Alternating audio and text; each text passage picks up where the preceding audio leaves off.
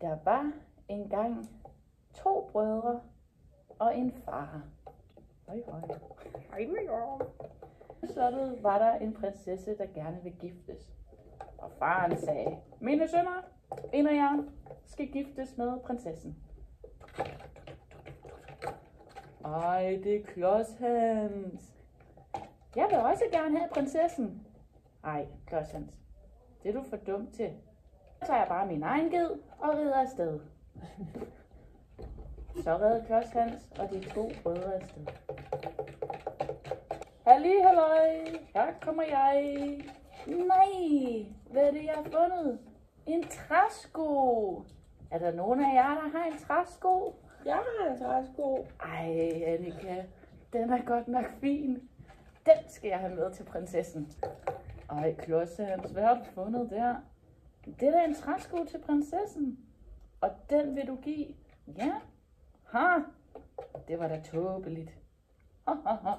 Og så red de videre. Halli, halløj, her kommer jeg. Nej, hvad er det? En død krav. Ej, den skal prinsessen have. Er der nogen af jer, der er en død krav? Nej, hvor er den fin, Simone. Hvad kan sådan en krav gøre? Den gør sådan her med vingerne. Ej, den kan flyve, ja. Det var da sejt. Den skal prinsessen have. Og så redde Klods Hans videre. Halli, halløj, her kommer jeg. Hvad er der? Det er der pluder. Det er perfekt til min samling. Er der nogen af jer, der har pluder?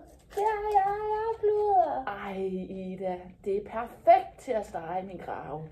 Det skal jeg have med. Og så redde Klods Hans videre. Endelig kom brødrene op til slottet. Der stod de i kø for at komme ind til prinsessen. Nøj, hun var godt nok bare smuk. Først kom den ene bror, og han sagde, puh, hvilken varme der er herinde. Og prinsessen sagde, det er fordi vi steger hanekølinger i dag.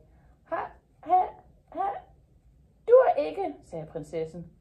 Lige pludselig kom Klods Hans ridende ind på sin ged ind på slottet.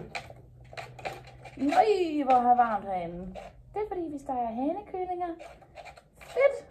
Jeg har en krav, vi kan stege. Jamen, har du noget at stege den i?